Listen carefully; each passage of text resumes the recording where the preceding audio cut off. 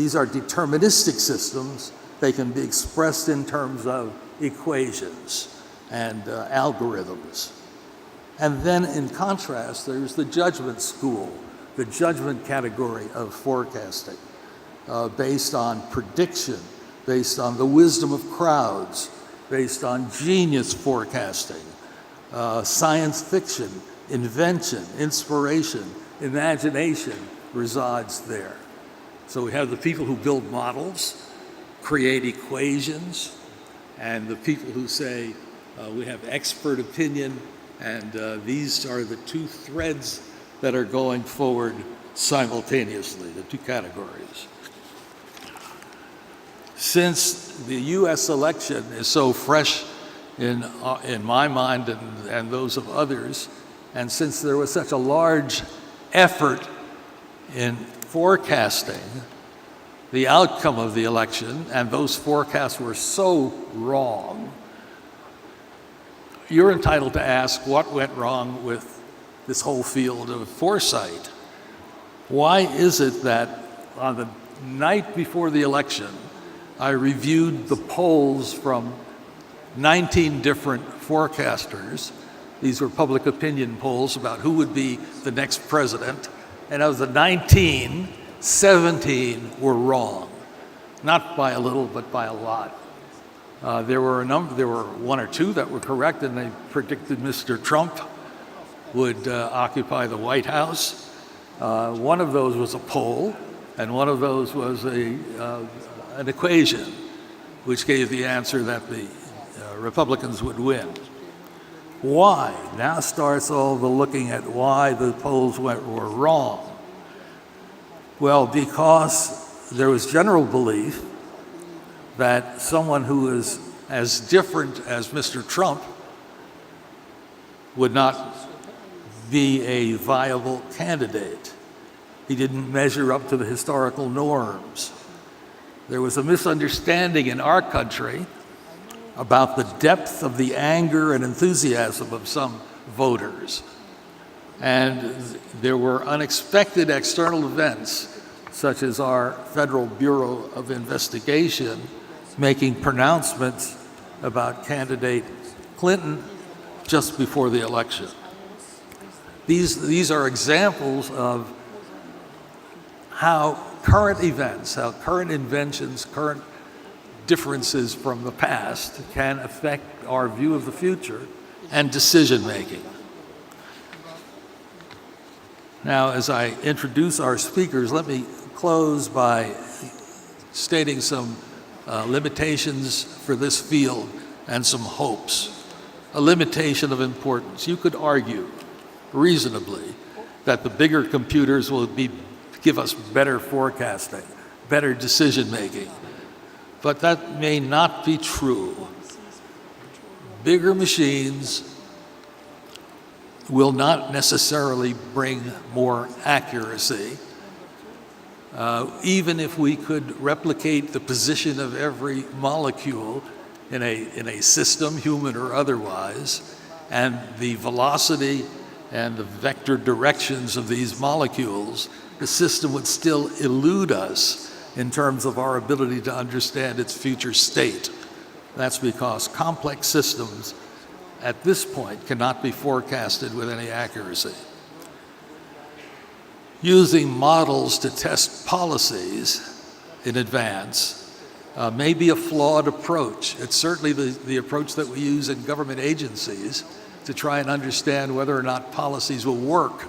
We build a model, we say this is where it's going without our policy, then we run the model again with our policy and attribute the difference between those two runs to the implementation of the policy. But in an era where complexity exists and we are very dependent on the initial conditions, the changes between those two runs may be quite an artifact of the model, not of the policy. Big data is a reality and may give us a new kind of social science. This is a hope. Most science is based on causality. Force equals mass times acceleration. Push on it this way, on that much mass, we know what the acceleration will be. That's a forecast. We have no such analog in the social sciences, but this notion of causality may give way to data in big data applications. It's already being used, for example, to improve medical diagnosis. And we may have advanced artificial intelligence that will add to these fields. The artificial intelligence is of course coming along. We have a computer named Watson, which has done better than human beings in games, but it's already being applied in a number of human enterprises to review past trends, to draw from scientific literature potential reasons for those trends and their future direction. What we don't have yet, and I hope comes from meetings such as this, is not artificial intelligence, not collective intelligence, but wisdom, artificial wisdom, the synthesis of what we have out there, the synthesis of data that's available to us to create wisdom. And we look at this field facing some really tough problems. There's this new populism that gave rise to our new president-elect is boiling underneath the surface. We see people who are dissatisfied with their position and now have the ability to express it in ways that didn't exist before. The future of work, future of employment, the use of leisure time in productive ways may give rise to a new kind of Ludditism, anti-progress. There's an increasing difference, an increasing distance between right and left politics. There are few ideas about what we need and can get from science, even science of the historical variety.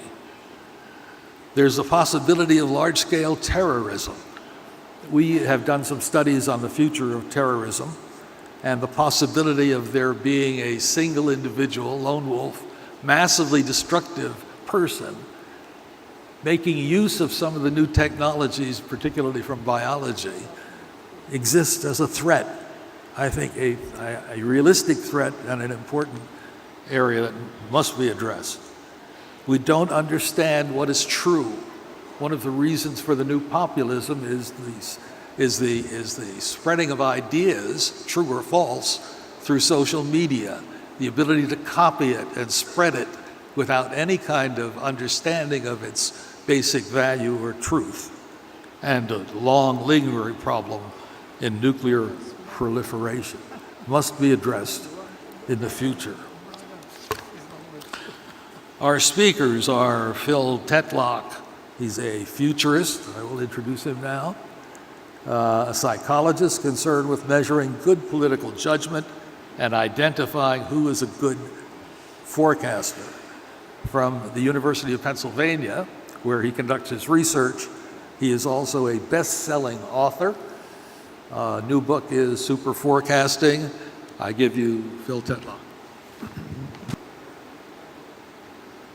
Okay, so I'm Phil Tetlock, and thank you very much for inviting me.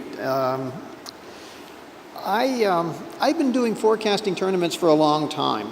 I've been for approximately 32 years. Back to the days when Mikhail Gorbachev was still a relatively anonymous member of the Soviet Politburo, and liberals and conservatives in the United States were arguing over whether Ronald Reagan was increasing or decreasing the likelihood of nuclear war with the Soviet Union. The work I've been doing has been sponsored by the US government, and we have collected millions of forecasts from thousands of forecasters, and we track the accuracy of those individuals over time, and we've been doing this now for roughly 32 years. And there are two major themes that have come out from that work. One is that experts are not very good at predicting, and the other is that experts are very good at explaining. What do I mean by that? Well, I mean, in 1984, neither liberals nor conservatives were able to predict, or even close to predicting, the momentous changes that were about to occur in the Soviet Union in 1985 through 1990. Not even close. Nonetheless, within 18 months of Gorbachev's ascension to power, both liberals and conservatives felt they could explain what happened.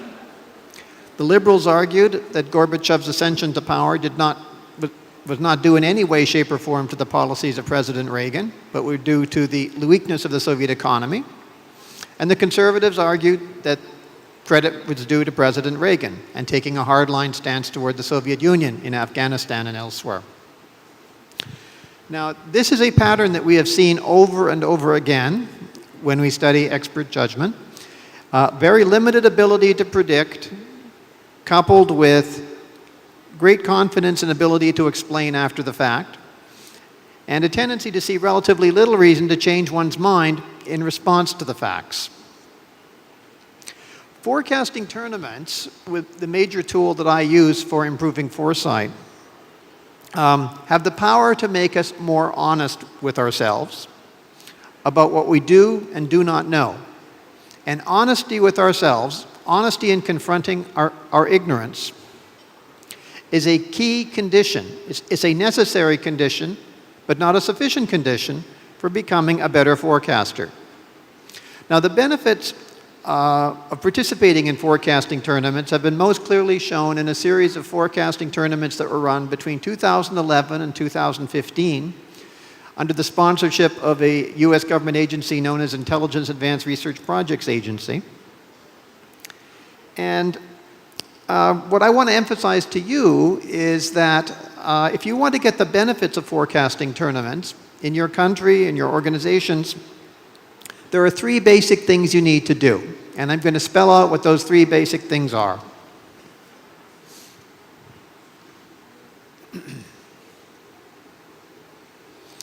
The first step is forecasting tournaments can only be as interesting as the questions that are in them.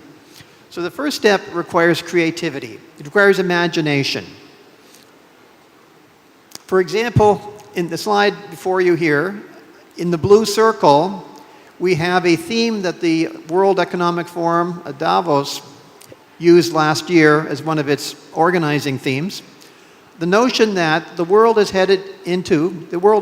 perhaps already in the early phases of a fourth industrial revolution that will cause massive dislocations in labor markets by 2030 or 2040, and that will be driven by very strong forms of artificial intelligence.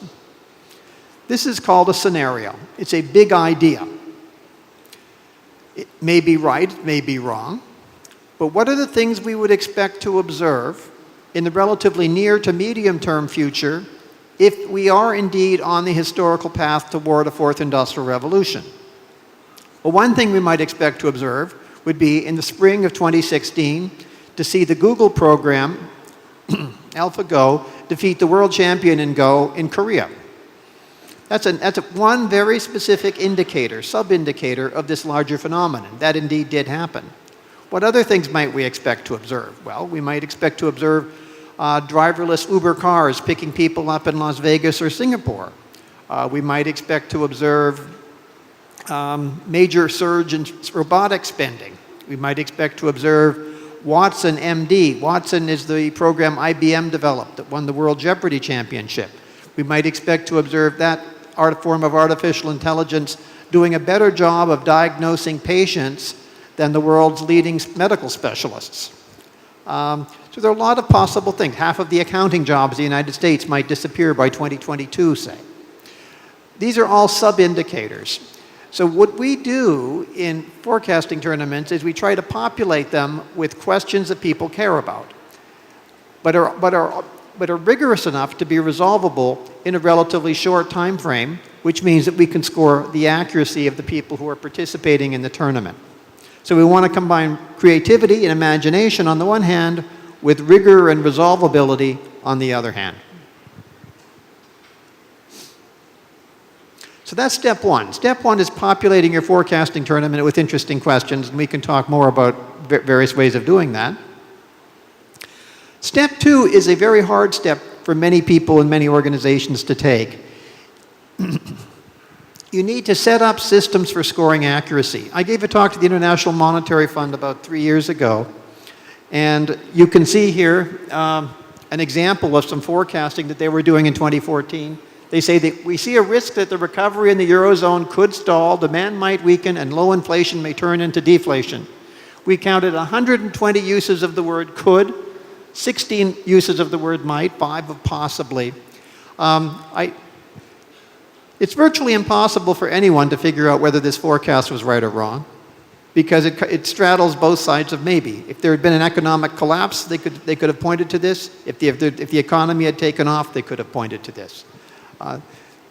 If you're going to make forecasts using this format, this kind of vague verbiage, it will be impossible to learn to get better at forecasting. I'll give you an example of just how vague this kind of vague forecasting can be. We've done studies in which we ask people to translate the words in the IMF report onto a probability scale. So it might happen could mean anything from a probability of 0.09 to 0.64. It could happen could mean anything from 0.02 to 0.56. Possible could mean 0.001 to 0.45. After all, it's possible we could be hit by an asteroid in the next half hour. It's a real possibility, could straddles from 0.22 to 0.89, and so forth. So the key point here is that it makes a lot of sense if you're a middle-level manager in an organization, or if you're an intelligence analyst inside the US government, to do the safe thing and make simply vague verbiage forecasts. If I tell you I think there's a distinct possibility that Vladimir Putin, his next move will be against Latvia in the next year, I'm pretty much covered either way. If Putin does move against Latvia, I can say, hey, I told you there was a distinct possibility. And if Putin does not move against Latvia, I can say, hey, I just said it was possible. So I'm safe. The rational thing for me to do is to stick with vague verbiage. Unfortunately, this is also what makes it impossible to learn to get better at forecasting. Vague verbiage forecasting is a huge obstacle, and people will only engage in the effort of translating their hunches into numbers if they feel they're not going to get fired for doing so. So we set up a system with the US government for scoring the accuracy of probability judgments. It's also been used by some investment banks and other entities.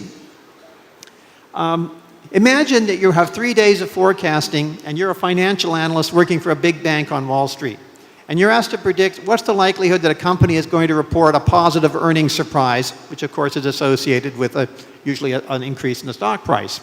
On the first day, you predict there's a 90% likelihood of a surprise, and there is a surprise.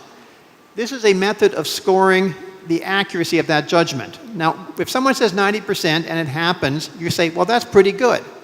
And indeed, the scoring system reflects it. You get a very good score of 0.02. The next day, you say 90% and it doesn't happen. You say, well, that's not very good. You get a very bad Breyer score of 1.62.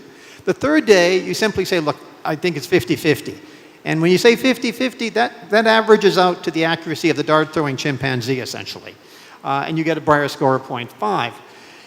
Over time, if you get enough people to make enough judgments on enough subjects, you can identify who the better forecasters are. And that's exactly what we do in our work. Setting up a system for rigorously keeping score. So the first step is imaginative question generation. The second step is setting up a rigorous system for keeping score. And a rigorous system for keeping score is going to reward people for being justifiably decisive. You'll get a good score for assigning high probabilities to things that happen, low probabilities to things that don't happen, and you'll get nailed, and you'll get nailed really hard if you assign high probabilities to things that don't happen. Now, the third step, and critical step for becoming, using the work I've done with the US government, is learning how to run experiments. Because now you have questions you care about, and you have a method of keeping score. You can actually assess what works, and that's what we did. You can assess whether it's possible to improve probabilistic foresight. And one thing that we discover is what we call the good judgment continuum. You can find who the best forecasters are. They have scores that are down towards 0, or what we call omniscience, which would be perfection. The typical forecaster, you have the dart-throwing chimpanzee, and then you have, over here, you have someone who's always wrong. So you can identify where people in your organization fall along this performance continuum. You can also you can run experiments inside your organization to identify the factors that improve accuracy. And there are 4 factors that allowed the Good Judgment Project to win the forecasting tournaments that were sponsored by the US government, and which led to the book on super forecasting. The most important factor turns out to be identifying talent, identifying the so-called super forecasters.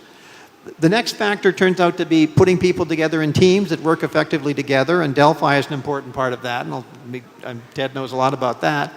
The third factor is training, and the fourth factor is aggregating judgments in the right way. Now, identifying the right forecasters is a subject that I go into in great detail in the book.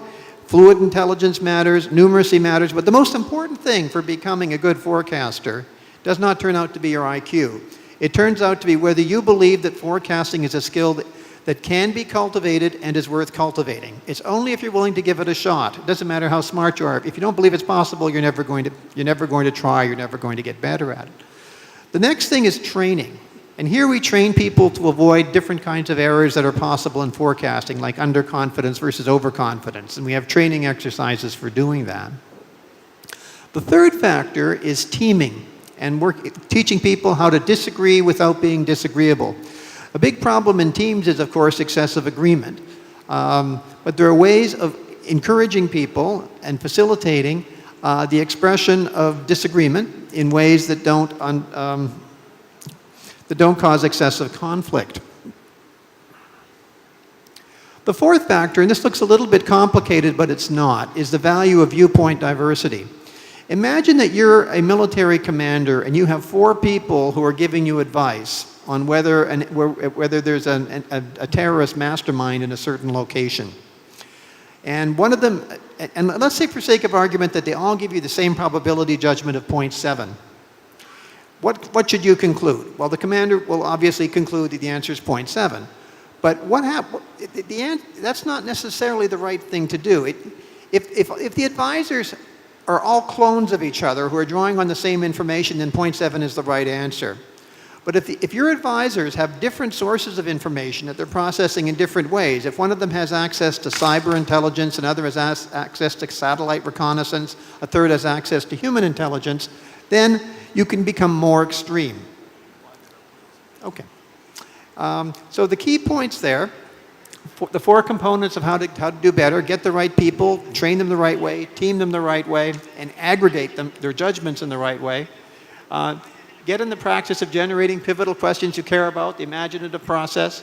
Start running forecasting tournaments and discover your own super forecasters.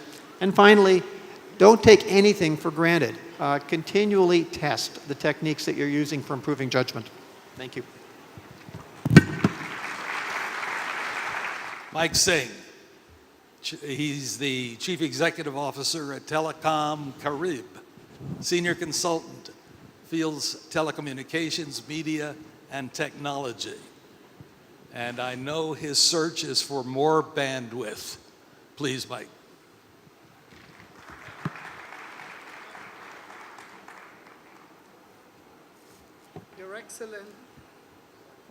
Your Excellencies, my brothers and sisters, Assalamu alaikum rahmatullahi barakatuhu. I bring you peace, blessings, and tidings of the people of Latin America, the long-lost cousins of the Arab world. And I begin by saying, Bismillahir Rahmanir Rahim.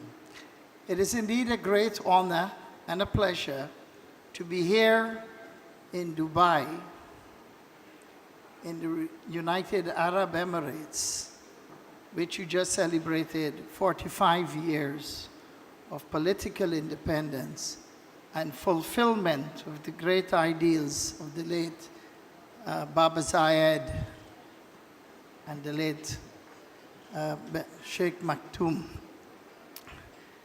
founder of Dubai. You've come a far way. There was an opening segment of this conference that dealt with the issue of Cordoba. I must remind the world, in its heyday, Cordoba, the great libraries of Cordoba in Spain, in the Iberian Peninsula, had more books than all of European Christendom. But then the Muslim world fell behind. But today, the rise of Dubai signals, in my opinion, a new Cordoba. You've achieved in a substantially short time what not even the enlightened democracies and the industrialized world, they took 100 years, but here you've done it in less than 50, which is remarkable.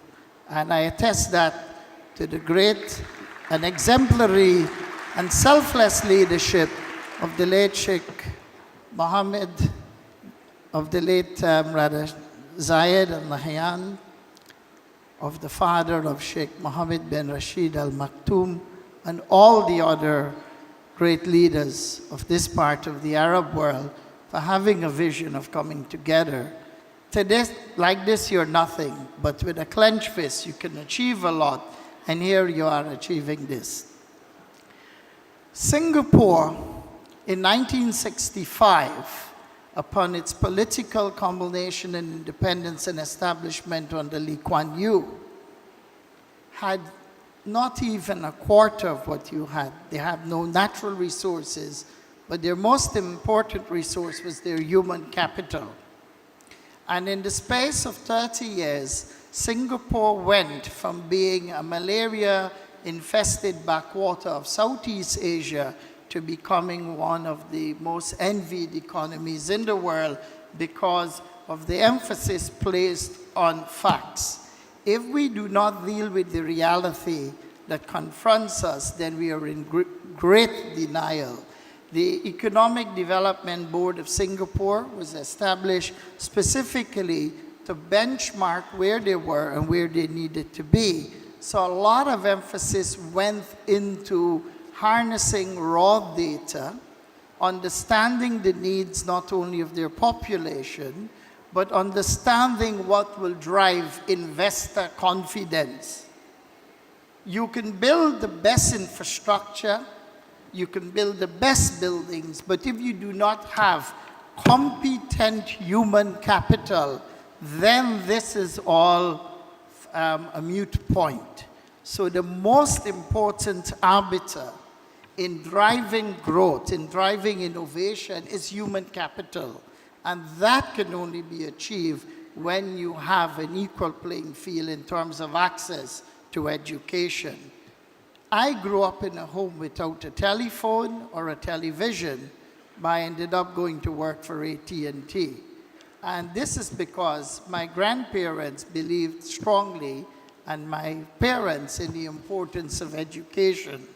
The Arab world needs to level the playing field, making education available to everyone, and in so doing also bandwidth. And I have a short clip to show you before I move on to the second aspect of my presentation.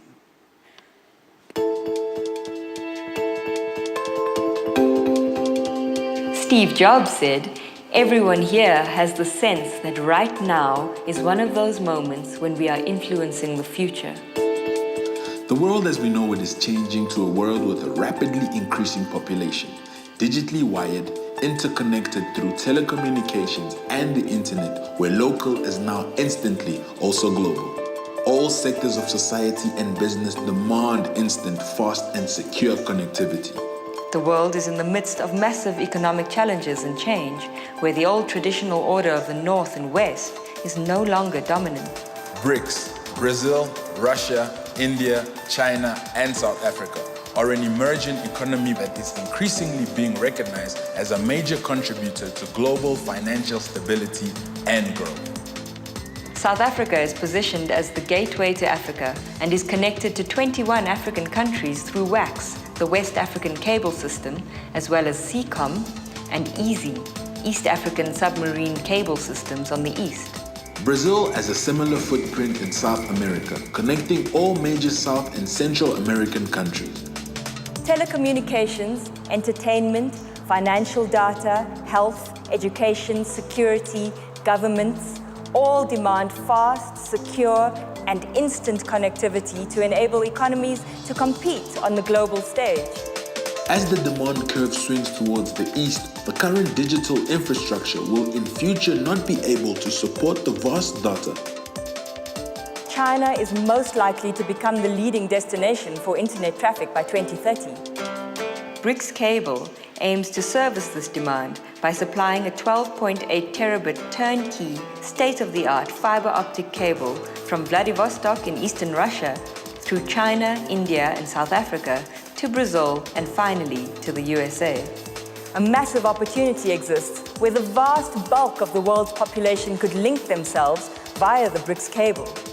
This will lessen the dependence of the world on the north and offer a more cost-effective south-south telecommunications opportunity. State-of-the-art fiber optic cable linking the world's fastest-growing economies can be an economic reality by the end of 2014. This is a high-quality 100 gigabits per wavelength, 34,000-kilometer submarine fiber optic cable system linking the fastest-growing economies in the world with each other and with the USA.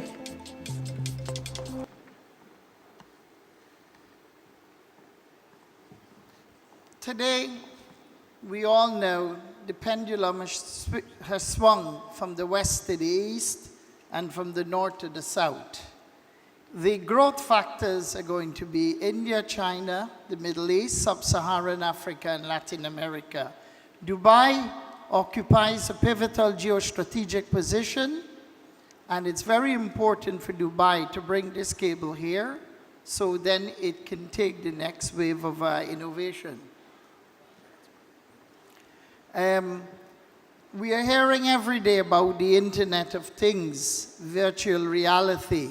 We are hearing about machine learning. We're hearing about driverless cars.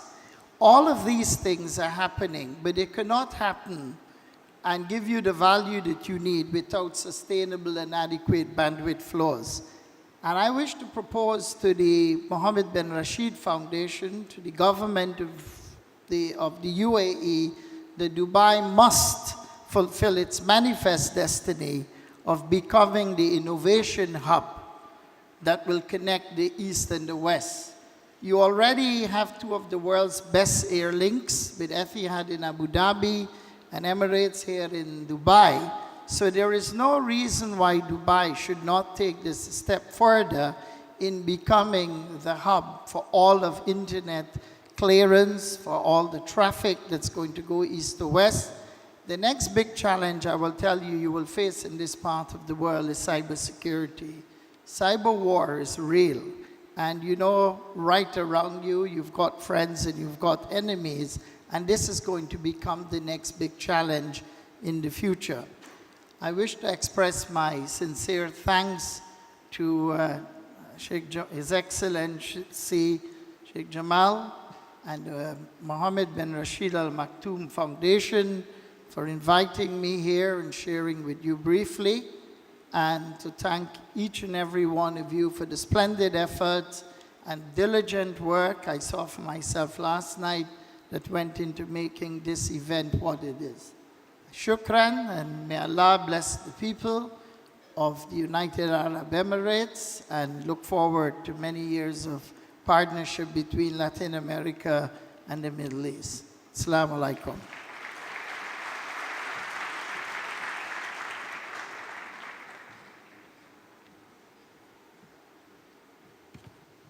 Thank you, Mike. Our third speaker is Suleiman Al-Kabi. He focuses on futures research to improve decision-making by government agencies. He works to introduce and apply foresight methods and thinking in the UAE. He's Deputy Director of the Decision Support Center at the Ministry of the Interior. Suleiman. Thank you.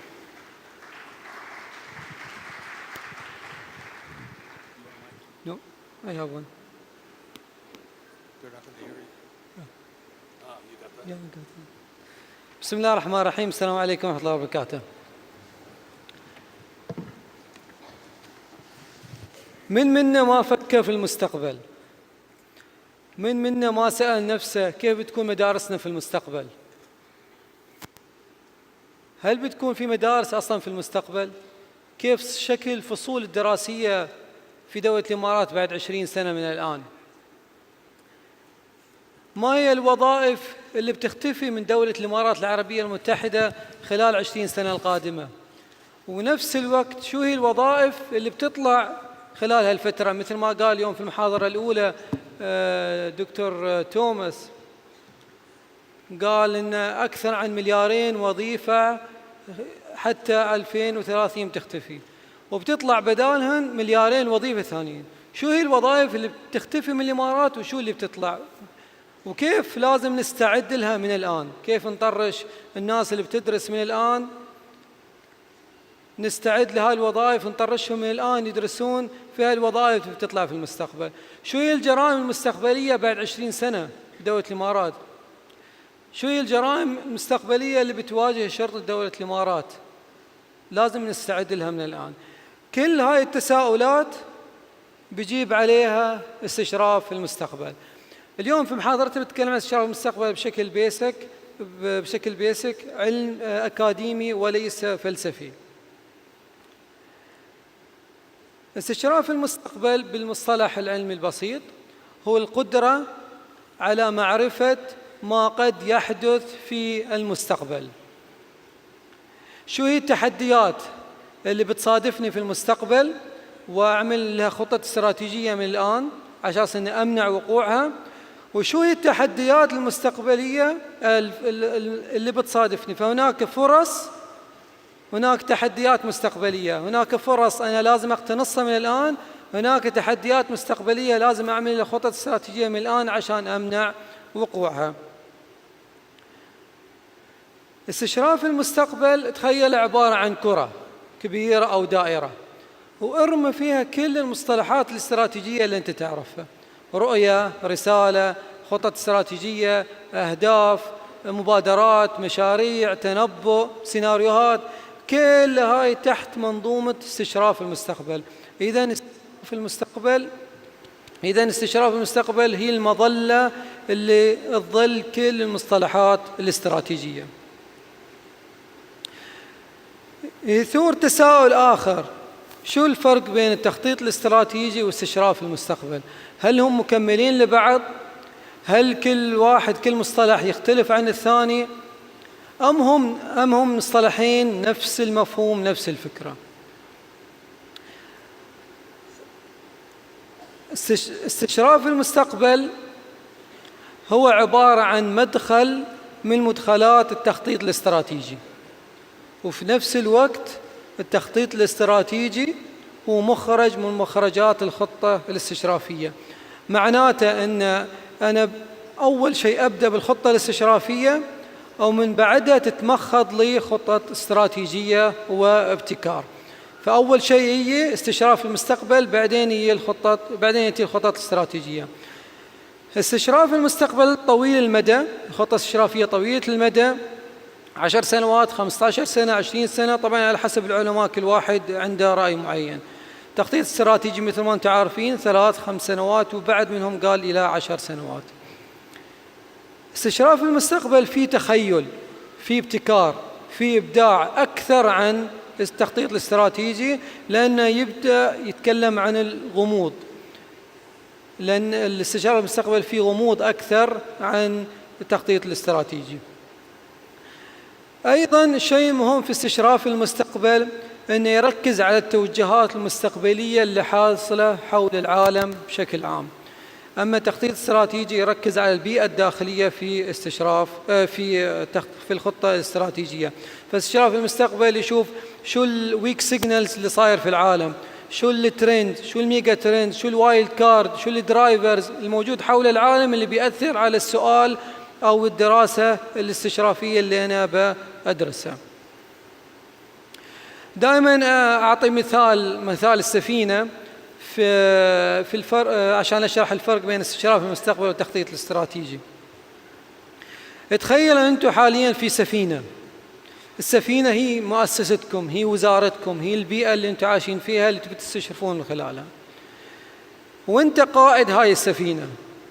فبتسأل أحد الربان اللي هو أخف وزنا يصعد فوق هاي السارية عشان يشوف أمام السفينة، لأن مستوى البعد ماله غير عن مستوى الربان، فيقدر يشوف أوسع عن الأسفل.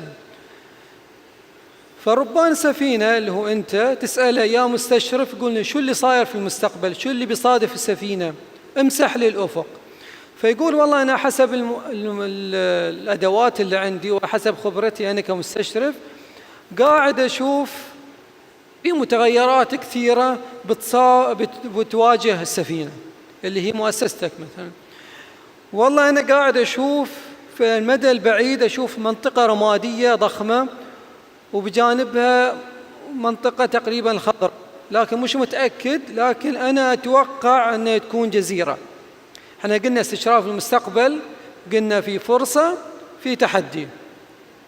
فهو يشوف أن الجزيرة فرصة أمامه، لكن مش متأكد 100%، لأن استشراف المستقبل ما يعطيك بيانات 100%، لأنه كله يبحث عن الغموض لكن بنسب معينة. فيقول أنا أشوف فرصة أمامي، وأيضا أشوف سفينة ضخمة متجهة لسفينتنا، وأتوقع أنها ممكن تكون وعليها أعلام سود مثلا، وأتوقع أنها قراصنة. فمعناته أنا عندي تحدي سفينة القراصنة وعندي فرصة للجزيرة. هي القائد يقول له أوكي يا مستشرف، أنت الحين خبرتنا هذا اللي بتصادفنا، هذه التحديات الموجودة في المستقبل، يلا يا مستشرف خبرنا شو نسوي، أنا كقائد شو أسوي، انصحني. يقول لي لا، يقول لا أنا كمستشرف ما أقول لك شو تسوي، أنا أمسح الأفق وأقول لك شو الفرص الموجودة، شو التحديات اللي بتصادفني، لكن أنت كخبرتك كقائد عندك خبرة، عندك حكمة، عندك فريق التخطيط الاستراتيجي. كلف فرق التخطيط الاستراتيجي أن يسوي خطط استراتيجية يقتنص هاي الفرص ويبتعد عن التحدي. فأي القائد يكلف فريق التخطيط الاستراتيجي يقول له والله احنا عندنا تحدي، يلا سوي خطة استراتيجية، دخل المدافع مثلا، دخل الأغراض في داخل السفينة، إذا تحقق ووقع هذا التحدي احنا جاهزين، إذا لم يقع معناته احنا تعلمنا، ففي فرص للتعلم. فهذا هو الشيء الرئيسي لاستشراف في المستقبل، أن احنا نتعلم ونكون جاهزين لأي حدث قد يطرأ في المستقبل.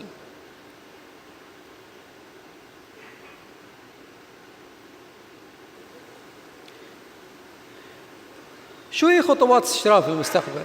طبعاً في مدارس كثيرة في استشراف المستقبل تتكلم عن خطوات استشراف المستقبل، كل له مدرسته، لكن أنا بتكلم عن منهجية جامعة هيوستن الأمريكية.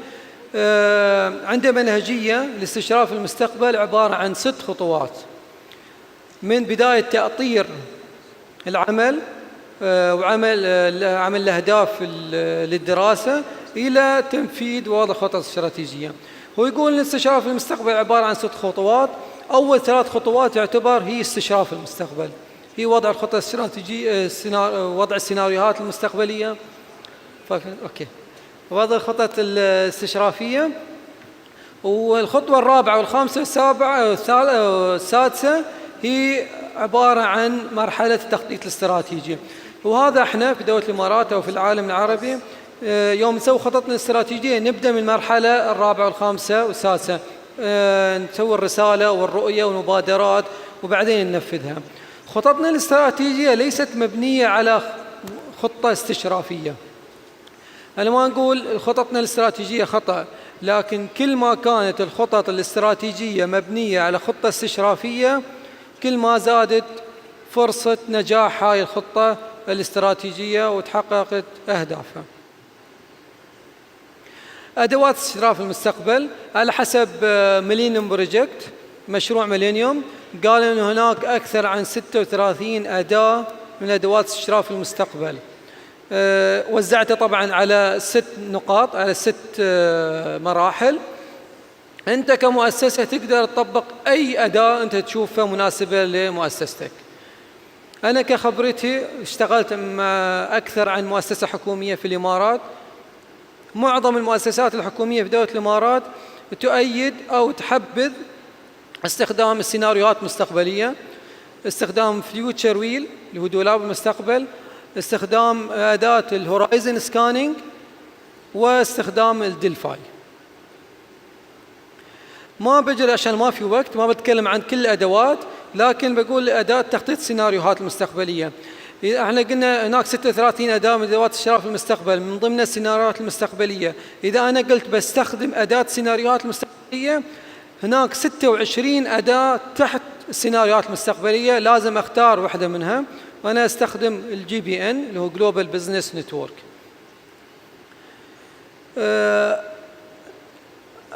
في مناهج مثل ما قلنا الشرف المستقبل، هاي منهجية أنا أستخدمها، أنا طورتها بنفسي، سميتها GBN الكعبي، عبارة عن 6 خطوات من خطوات الشرف المستقبل، تبدأ بتحديد الإطار العام للاستشراف وانتهاء بنوافذ المستقبل أو المسمى Leading Indicator. نقطة أخيرة، السيناريو الناجح ليس الذي يحدد المستقبل بدقة، وإنما الذي يمكن المؤسسة من التعلم. يعني أنا مش هدفي النهائي أن أنا أسوي خطة استراتيجية، مش هدف الرئيسي من استشراف المستقبل أعمل خطة استراتيجية. الهدف الرئيسي أن تكون منظمتي متعلمة، يكون موظفين عارفين أو ملمين بالأحداث اللي بتحدث في المستقبل، على أساس أنه يستعد لها الاستعداد المناسب. ما في وقت، وشكرا جزيلا.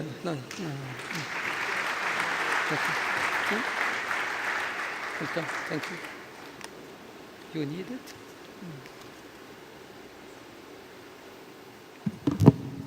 All right, we're now at the point where we're going to begin our discussion among the 4 of us.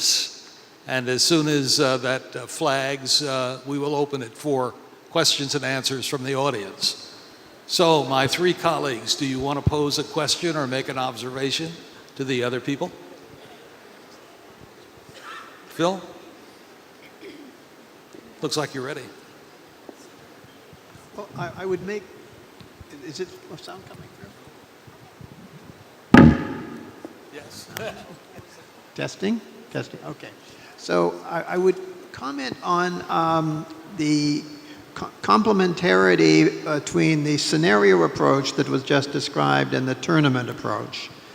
The scenario approach factors into the forecasting tournament we do with the US government in terms of question generation, the questions that populate the tournament, whereas the focus of the tournament itself is on generating accurate probability judgments of components of scenarios. So we do care about accuracy, and we believe that if you ask the right questions in a timely fashion, you can develop early warning and early opportunity indicators that are useful in strategic planning. And I think that is the connection between the first and the last talk.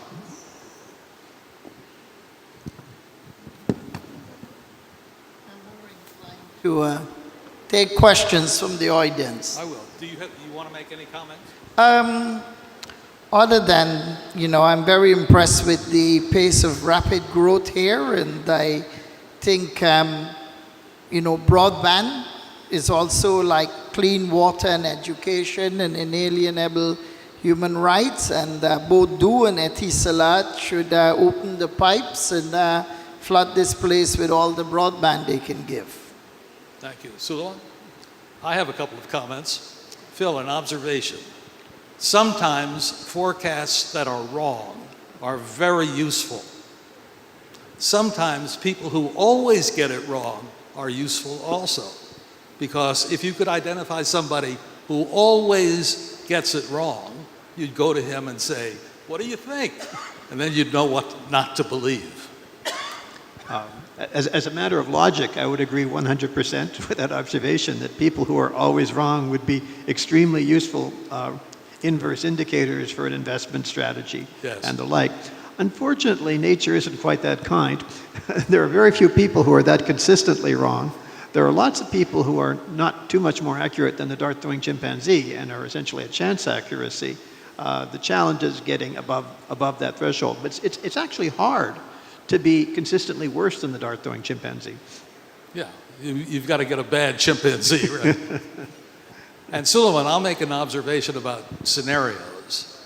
Scenarios are in my thinking, in my use in futures research, they're a way of synthesizing a panorama of forecasts into a cohesive story. And it's the linkage between cause and effect in a scenario that gives it power. Instead of saying, here's a list of 100 forecasts, this is what the world's going to be like, a scenario like science fiction puts it into a context that is readable. And in my practice, the best scenarios are those that are absorbing, that draws you into the story and makes clear what the environment that's waiting for you in your decision making. So scenarios, I agree with you, are very useful, but they are not necessarily a forecasting device. They are a way of synthesis, in my practice, a way of putting together a story that is powerful, more powerful than anything it contains. How do you feel about that?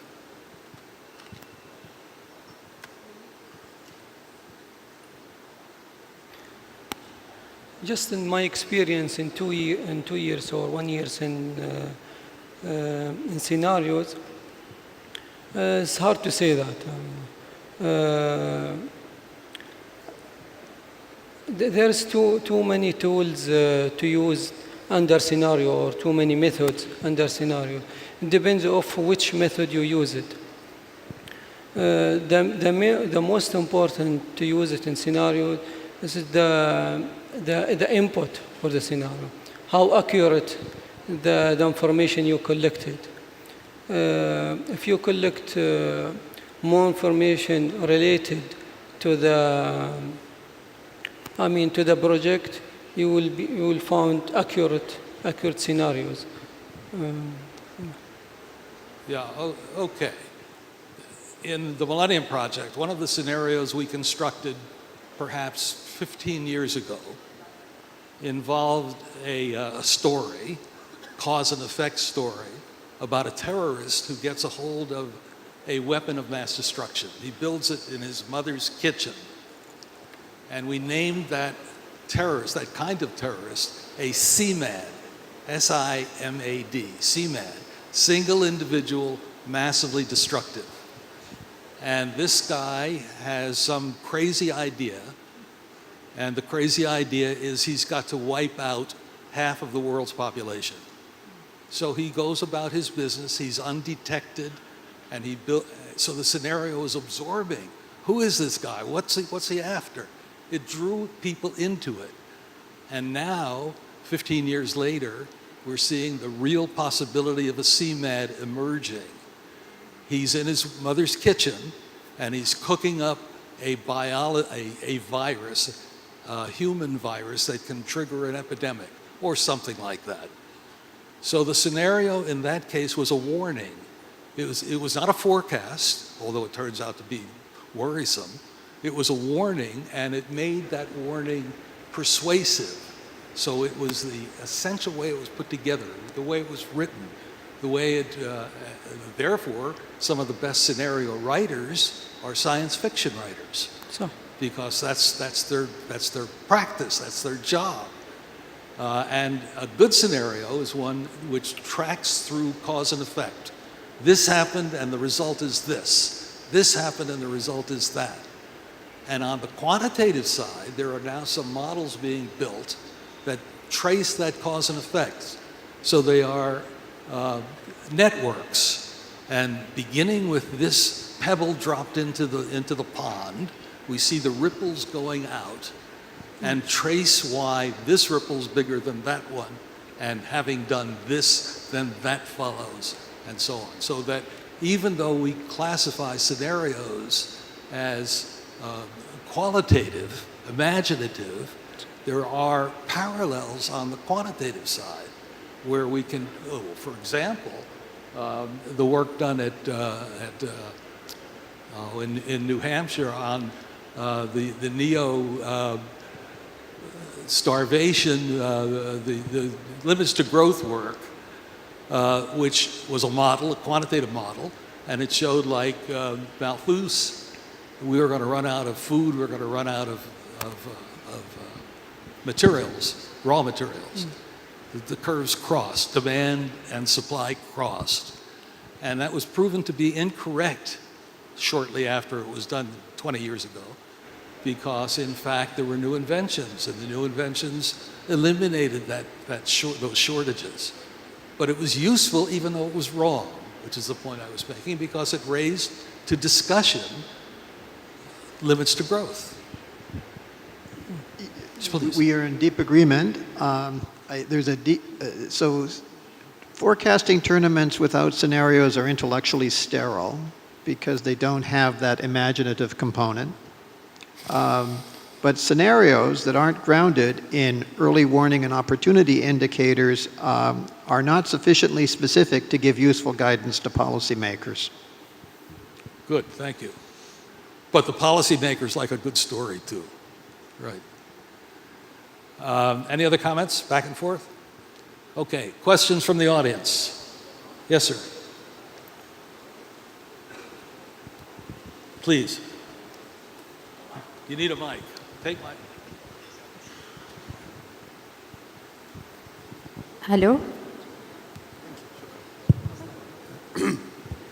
بسم الله الرحمن الرحيم الحمد لله والصلاة والسلام على رسول الله.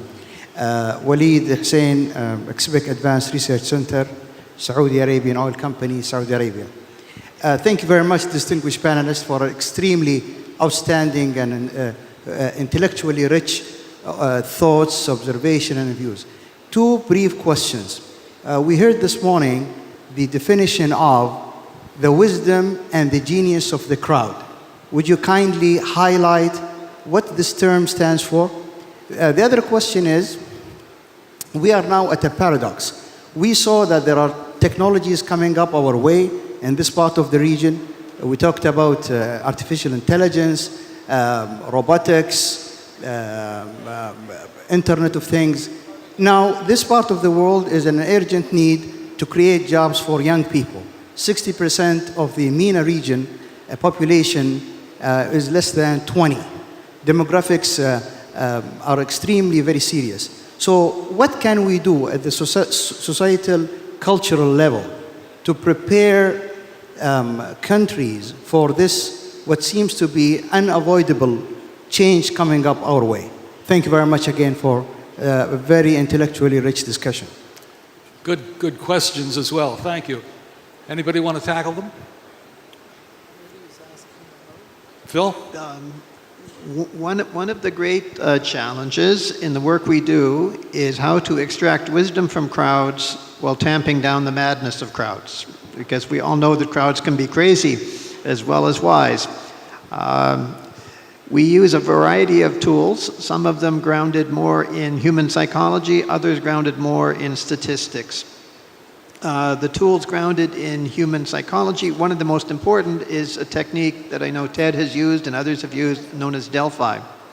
It's a very good method of extracting wisdom from crowds by avoiding conformity effects. When you run a meeting, usually the person who is at the head of the status hierarchy, the top person, the boss, is the first person to talk. And once that person has spoken, that contaminates the views of everyone else in the room. Relatively few, only a few courageous people, usually no one, is willing to challenge the boss. So you need a method such as Delphi that elicits the views of the individuals in the group anonymously. So nobody knows who is responsible for making a forecast and an explanation. All the information is pooled anonymously. Everybody gets to see what everyone thinks, but they don't know who is thinking it. And that's a process that you can do a couple of times over, and in the process, the result is often a judgment that is more accurate than you would have been able to obtain through the usual method of group discussion. But wisdom of crowds, if I might tack on to that, refers to a book done by Malcolm Gladwell of that title, where he hypothesized, without a great deal of proof, that if a crowd was put together and had a view about a particular issue, that was more likely to be correct than not. And it's manifested now in markets, prediction markets, where people can bet on future conditions. And there is some research which says that the bets are often in the correct direction and sometimes beat experts. Often, they would say, beat experts. I think that's a method in development now, not proven and not really part of the arsenal, but interesting to track and understand. At the time of the invention of Delphi, as a young man, I was fortunate enough to be there to see it at its birth. The idea was to create a synthetic expert. Let's suppose that the issue being faced at RAND, this was done at RAND in the late 50s and early 60s. Let's suppose that the issue was getting to Mars. How can we get to Mars? When are we going to land at Mars? Now that question involved expertise from a thermodynamicist, from an aerodynamicist, from an expert in ballistic missiles, and so on. We could have brought those people together in a conference room, which was the common way to do it. But as soon as they face each other in the conference room, the person who has the loudest voice, the person who is most commanding in terms of demeanor, carries the day. People who have published their own forecasts about when we can get to Mars will be reluctant to abandon their position in front of their colleagues. This was the problem faced at RAND, working at that time mainly on military problems. So the Delphi was invented to keep these people separate and yet synthesize their answers from all of their perspectives. So the process went something like this. Pose the question through some medium that kept these people apart in terms of identifying who said what, as Phil just mentioned. Get the answers and display the answers in terms of the spread of opinions about when we could get to Mars. Those people who were on the fringes, on the margins, with their dates, were asked to provide reasons. This is in a questionnaire. The reasons came back to the questioners, to these people studying the issue, and then those reasons were fed back to the group. We think it's going to be later than the group because we can't solve the thermodynamic problems, because those problems are really hard and they're going to push it out. When the reasons came back, we asked everybody again in the Delphi process to please tell us if these reasons affected your previous answer. And if they did, modify it. So it was a converging process that took recognition, that recognized the various viewpoints and the reasons. It was a way to sterilize a heated debate, a way to replace a debate with a logical structure for getting at what seemed to be the consensus of opinion. Lots of research has gone on using this technique, lots. And it is observed that more often than not, there is consensus. And there have been several attempts, successful attempts, to analyze the forecast and determine their accuracy through this process. This is 1964 that I'm talking about, when this was developed at RAND, and the first study was on long-range scientific and technical forecasts. A good panel, including science fiction writers. Now, Delphi has come a long way since then. How many Delphis have been run in the world? Tens of 10,000, I'd say. It's as fundamental, not quite, but almost as fundamental as scenarios in terms of usage. And while Suleiman told us about the long list of variations on the theme and other techniques, they are all out there, but they all have their proponents and their detractors. And it's not that complicated. You don't need to go through 36 of them to find a technique that works for your problems. Another question, please.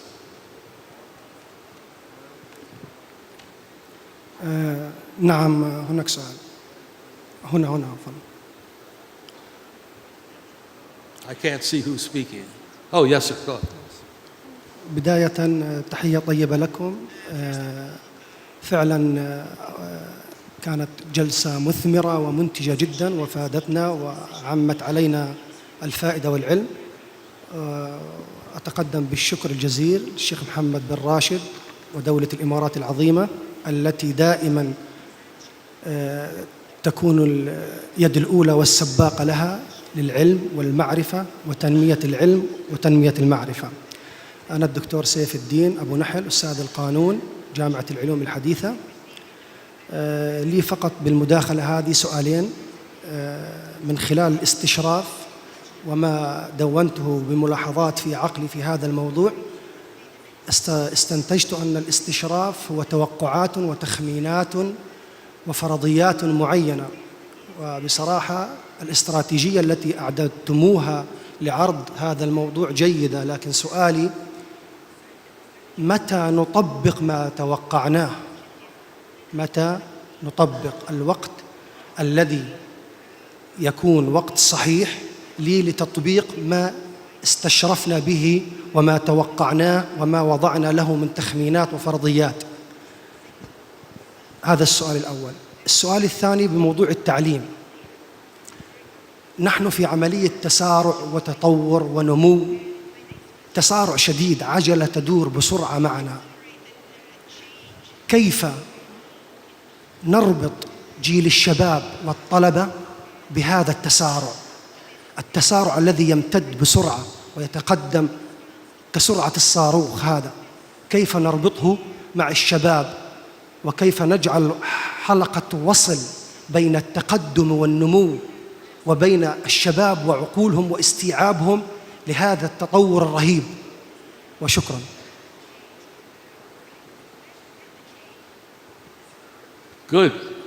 Good. Thank you very much. I note that we have had this question about youth twice, and we neglected to answer the earlier question, so I'll try to pose both together. What does, to the panel, what does accelerated change, how does that link into the youth, into jobs, into expectations, into excitement about what is possible, into improving the human race? Does it give new goals to young people? How can they be part of this visioning of the future? Anybody? Mike. To engage the young people, you have to empower them. You have to recognize that this device, what a young person can do with this, is unimaginable. If you do not involve the young people, give them access to bandwidth, and good quality education, and make them feel and know that they have a vested interest in their future, then you would have lost them. If you do not have the youth on your side, then they become the fertile breeding ground for all kinds of bad ideas. It could be ISIS, it could be ISIL, it could be Islamic fundamentalism, and then that becomes a threat to the wider society. The youths of today are the future leaders of tomorrow, and the Arab world has a big problem. If you do not empower the youths by giving them education, giving them opportunities, letting them see that there is light at the end of the tunnel and they're part of the solution and not part of the problem, then you're going to have a humongous problem. Any kind of national development that takes place without the effective participation of young people would be setting the stage for disaster. Having said this, the young people of the Arab world are very good at social media. I recommend you create clusters of creativity in Saudi Arabia, in Jordan, all across the Arab world. Create centers of excellence where young people you can harness their intellectual capital, and you can have a mentor-mentoree program. Yes. If you give a young person the opportunity that they're valued and their contributions mean a lot, then we will have a win-win situation. I would add, make them part of this. Ask them about their expectations for the future. Ask them about judgments, their judgments on change and where it leads. Phil, you had a point? When you look at who the most talented people are in forecasting tournaments, the young are overrepresented. The young see these tournaments as an opportunity to show their mettle. And so it has an interesting, energizing effect on younger people, and I think it energizes them in a constructive way. It energizes them to become more thoughtful, self-critical, and creative. Thank you. Suleiman. بالنسبة للسؤال الأول, the first question, for the first question, بالنسبة للسؤال الأول, أنت سألت عن إحنا عملنا فرضيات وعملنا سيناريوهات مستقبلية, متى نطبقها؟ نطبقها دايركت على طول. يعني أنت الحين سويت سيناريوهات مستقبلية, تعلمت منها, عرفت شو اللي ممكن يحدث في المستقبل, لكن لازم تبني عليها خطط استراتيجية عشان نطبقها على طول. المهم أن لازم يكون عندك قائد داعم, لازم يكون عندك متخذ قرار قوي أن يخاطر للمستقبل, أن إذا أنا افترضت شيء يحدث في المستقبل, إذا كان القائد ضعيف أو ما عنده حكمة بيخاف يطبق هالاستراتيجيات الجديدة. فأنت مهم أن تكون عندك قائد داعم يؤمن بفكرة استشراف المستقبل, وبالتالي هو بيقدر هالمخاطر وبيتخذها. فعلى طول في فرصة, في فرضية, في سيناريو, ابدأ تطبيقها يعني. And we found in our work that making the decision maker part of the forecasting process is often a device that can be used because they feel that what comes out of that activity, at least partially, has been determined by themselves. So they become part of it. They become enlisted. They have ownership of the forecasts and therefore the policies which follow. We can take one more question, please, and then I'll wind it up.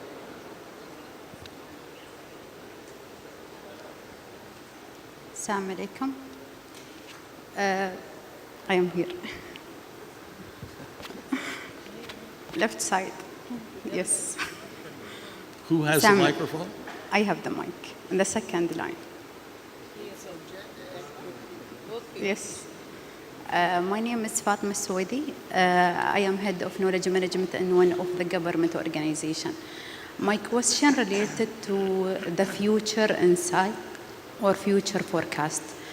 Worldwide, the concept of excellent strategic planning, you should have your long-term strategic planning, even it is exceed some of the company or the countries, they exceed the 10 years, not only 5 years. Some of them have 50 years strategic planning. Usually they forecast what's going to be on. They put different scenarios in the organizations. They check their capability inside or outside. And at the same time, they scan the organization's opportunity, risk.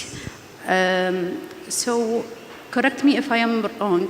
What is the difference between future insight and the strategic?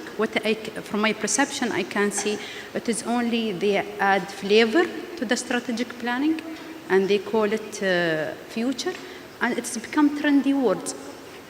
So what is the significant change between excellent strategic planning and the future forecast? Okay, strategic planning, if I might pick that up. Strategic planning is what a general does. He moves his troops, he makes tactical decisions, but the plans for the war are his strategic plans. It's a strategy, it is an approach, it's a way that he's going to go about accomplishing an end, and everything else follows that or supports that. You might have asked the question, I thought you were going there, what time horizon should you use in planning? And the answer to that I've often been asked that, the answer to that question, which I give, is you should have as your planning horizon that time dimension in which you expect your strategy to take action, to take effect. There's no sense in forecasting 10,000 years from now unless there's a particular reason to do so. I'm going to close with this. There was a 10,000 year forecast made. I was part of the team that did it with some science fiction writers and some sociologists. In the United States, there's a place where nuclear material is buried, and it's in a deep salt mine and put away from civilization in New Mexico. The Environmental Protection Agency in our country was required to produce an environmental impact statement which had some relevance to the time horizon of that material. Turns out that the half-life of that material was 10,000 years. So our teams, there were 4 of them, functioning separately, had to produce a 10,000-year forecast. We all met, we did One last question. And we knew that it was a vacuous forecast. The chances of it being accurate, Phil, in your terms, were 0, absolutely 0. But it was nevertheless illuminating.